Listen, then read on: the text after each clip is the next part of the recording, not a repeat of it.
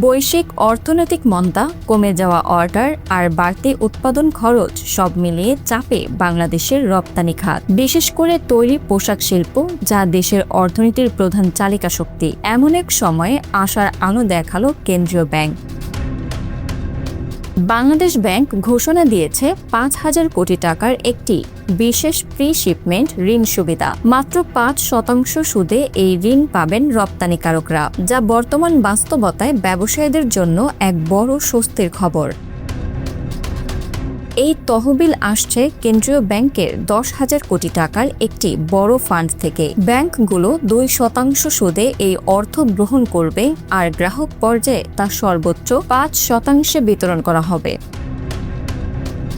এই pre shipment ঋণ আসলে কি? সহজভাবে বললে, পণ্য বিদেশে পাঠানোর আগেই যে খরচগুলো হয়, কাঁচামাল কেনা, শ্রমিকদের বেতন, উৎপাদন ব্যয়, সেগুলো মেটানোর জন্যই এই ঋণ। অর্থাৎ ব্যবসার সবচেয়ে গুরুত্বপূর্ণ পর্যায়ে অর্থের যোগান নিশ্চিত করে এই স্কিম। সরকারের এই উদ্যোগকে ইতিবাচক হিসেবে দেখছেন ব্যবসায়ীরা। তারা বলছেন, আগে যেখানে ওয়ার্কিং ক্যাপিটালের জন্য ১২ থেকে ১৩% সুদ দিতে হতো, এখন ৫% ঋণ পাওয়া যাচ্ছে। এটি ব্যবসায়ীদের জন্য বড় স্বস্তি।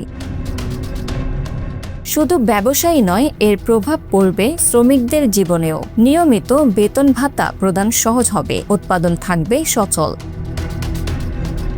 উল্লেখ্য, গত এপ্রিলে এই সুবিধা বন্ধ হয়ে যাওয়ায় অনেক প্রতিষ্ঠান বড় সংকটে পড়ে। অর্ডার থাকা সত্ত্বেও অর্থের অভাবে উৎপাদন ব্যাহত হয়। এই স্কিমের আরেকটি বড় দিক হলো এর দীর্ঘমেয়াদী পরিকল্পনা। ২০৩০ সালের ডিসেম্বর পর্যন্ত এই সুবিধা চালু থাকবে। এর ফলে উদ্যোক্তারা এখন স্বল্পমেয়াদী নয়, দীর্ঘমেয়াদী বিনিয়োগ পরিকল্পনা করতে পারবেন। তবে কিছু সীমাবদ্ধতাও রাখা হয়েছে। কোনো একক প্রতিষ্ঠান সর্বোচ্চ ২০০ কোটি টাকা পর্যন্ত ঋণ নিতে পারবে। বর্তমানে বৈশ্বিক বাজারে চাহিদা কমে যাওয়ায় তৈরি পোশাক খাত চাপের মুখে রয়েছে। ইউরোপ ও আমেরিকার বাজারে মন্দার প্রভাব পড়েছে সরাসরি রপ্তানিতে। এই পরিস্থিতিতে প্রি শিপমেন্ট ঋণ শুধু উৎপাদন সচল রাখবে না, বরং নতুন অর্ডার গ্রহণের সক্ষমতাও বাড়াবে। অর্থনীতিবিদদের মতে, এই উদ্যোগ বৈদেশিক মুদ্রার প্রবাহ বাড়াতেও সহায়ক হবে, কারণ রপ্তানি বাড়লেই বাড়বে ডলার আয়। Bangla affairs news desk.